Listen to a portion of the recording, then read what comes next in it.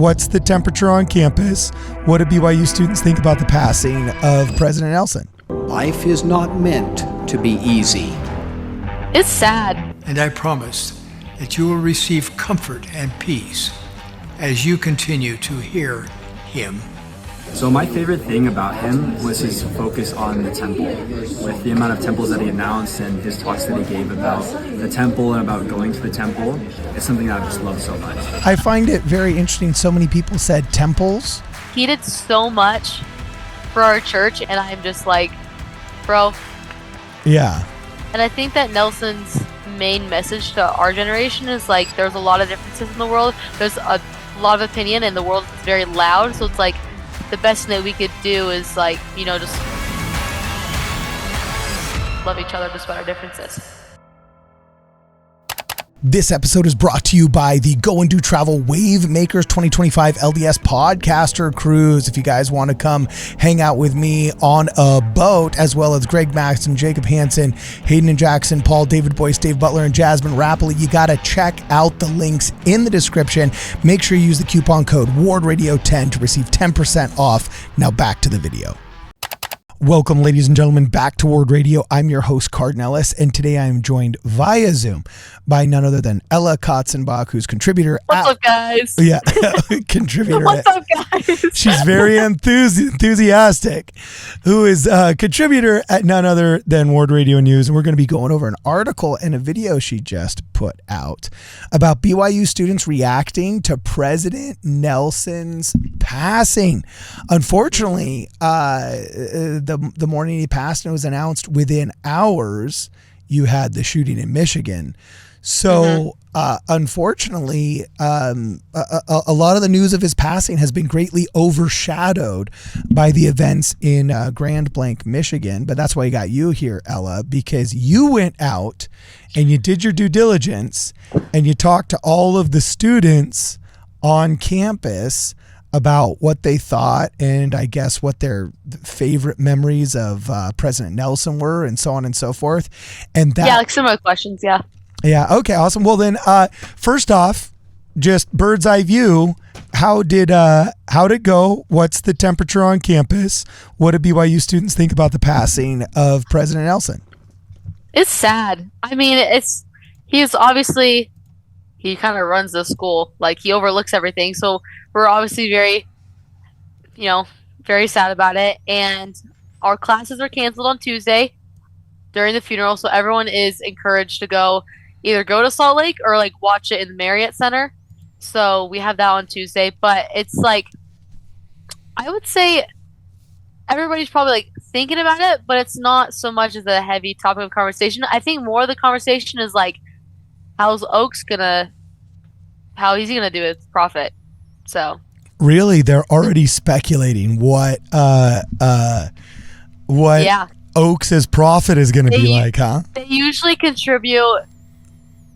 talk about his background in being a lawyer, how he might gonna be like this kind of. Really? Is that what they're thinking, huh? Yeah, it's like, oh man, he's gonna really lay down the hammer. Okay. All right. Well, before we go any further, you put a lot of time and energy into making this video here. So I want to make sure that we check it out and see what they said before burying the lead. And I click on this link, right? Here we go. What was one of your favorite quotes by Nelson? And it's, I invite you to take intentional steps to grow in your confidence before the Lord. Oh, such a good one. Thanks. Yeah, what was the most impactful thing Nelson did as a prophet? I think that he just made everyone feel loved. Like, he just talks and you can just like feel how much he loves everyone and just like wants all the people to be happy. I'm Caleb. So my favorite thing about him was his focus on the temple. With the amount of temples that he announced and his talks that he gave about the temple and about going to the temple, it's something that I just love so much. This is a special guest. All those in favor. The one and only Baylor. Okay, one of my favorite talks by P. Dog Nelson was Let God Prevail. It was super prophetic in terms of, a lot of questions surrounding Israel and who we are as children of the covenant. And did he say P. Dog? P. Dog Nelson? Yeah, he did. I was like, all right, bro. Okay. The passing of P. Dog Nelson. All right. Yep. I Yep, love that. was And his response. I know. And I'm glad to see also that that guy right there you interviewed, man, he's like, that's a handsome devil. He looks like a Lucky Blue's younger brother. Jeez, man, you know, there's going to be a Very nice. Yeah, you got a good job. You got a good job. So, all right, we're going to finish with the video here, seeing what they say, seeing what they say. This is a special guest. All those in favor. One more time. The one and only Baylor. Okay, one of my favorite talks by Cardon Nelson was Let God Prevail. It was super prophetic in terms of, I don't know, a lot of questions surrounding Israel and who we are as children of the covenant. And he always, like from his very first General Conference talk, was talking about the gathering of Israel. And I feel like that's just a legacy that we can carry forward with us. And on our page, we hope that we're helping out with gathering Israel. So, yeah, let God prevail. I'm here with a lot of people right now. I'm Aaron. Aaron. I'm Will. Will. Ben. And Ben. For me, this is probably just kindness. All right, personally, thinking celestial. Okay. That changed my life. So focus on the temples, that we should go to the temple a lot. That will strengthen us. And also just talking about peacemakers, how peacemakers are always needed, especially as there's been like lots of crazy stuff happening. Great, thank you so much. Wow, interesting. That's I find it very interesting. So many people said temples, and then that one guy said, what did he say changed his life? Was think celestial. I forgot about that. Any insight into that? I felt like I interviewed a lot of other people besides them, but a lot of reoccurring themes that I saw was loving one another. That was like the biggest thing that I saw in temples too. But I think that was like a close second. And I think that Nelson's main message to our generation is like there's a lot of differences in the world. There's a lot of opinion and the world is very loud. So it's like the best thing that we could do is like, you know, just love each other despite our differences. Hey guys, we're going to press pause just for 1 second to thank a sponsor, none other than scripturenotes.com, the coolest way to read your guys' scriptures online. If you guys want to receive a small discount on Scripture Notes, you can actually use the code WARDRADIO and you'll get a 14-day free trial to Scripture Notes. Totally worth it, totally awesome. I use it in every episode. Now, back to the episode.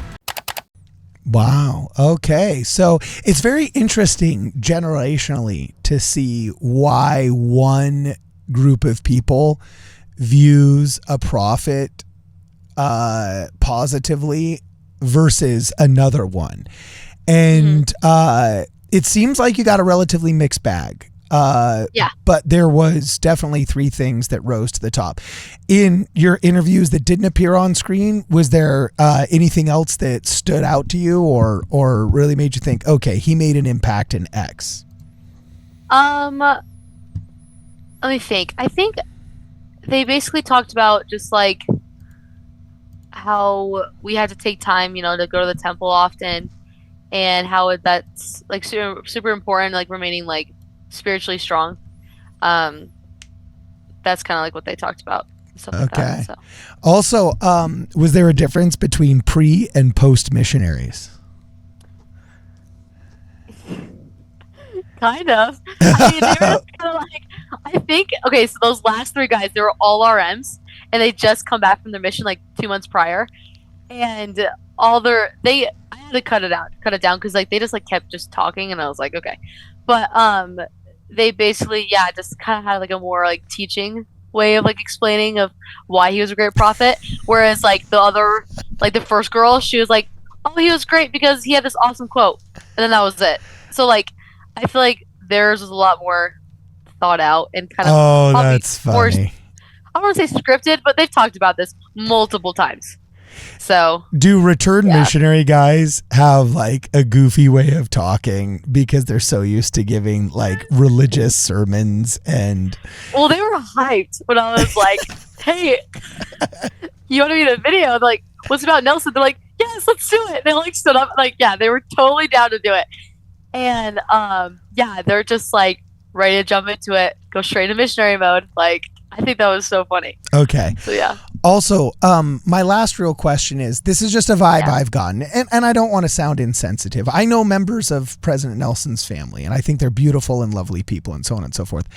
However, I would say that I think some of the collective grief was overshadowed, yes, by the Grand Blank shooting up in Michigan. But also, I think there was far less collective grief over this one simply because he lived so long. So long, yes. Like, it's oldest dude we've ever had. Yeah, it's like the oldest guy anybody ever knew was basically. I think there's a reason for it because he did so much for our church, and he's like brought it to a whole new level of like progression. Like, he has accomplished so much, and I'm just like, bro. Yeah. Props to you. And it's hard to say like, oh, he was taken too early, or else, oh, I would have loved. It's kind of like he lived over 100 years. 100 years. Yeah, exactly. Like, he was born before the iron lung and probably insulin. I don't know. Just like it's just so incredible. So fortunately, I think a lot of the awe of his life counterbalanced. Yeah, exactly. It was much more, oftentimes a celebration of life is a euphemism for grief. But in the case of Russell M. Nelson, it kind of seems like people were actually celebrating his life, which I think is really a beautiful thing. So, all right. Anything before we go? Anything we missed before we go? Go check out the article. Make sure you read it. It's a good one. Okay, awesome. With that in mind, yes, please go check out the article written by none other than Ella herself. It's right here. If you guys want to know how to get all of these sent straight to your inbox, just go to the homepage of Ward Radio and see right there where it says sign up for our newsletter. Make sure you guys sign up for the newsletter there. Also, if you guys enjoy what you're seeing and you want to hear more articles and hear more what's going on campus, so on and so forth, please make sure that you guys subscribe to Ward Radio, the Ward Radio news blog, and you contribute to the show. If you can help us out on Venmo or on Zelle, we're available on both those platforms. And if you want to collect a War in Heaven veteran hat or a shirt, make sure you guys also go to the website, collect it there. It's been real and it's been fun. It's been real fun for this and more. Please make sure that you guys check us out at wardradio.com.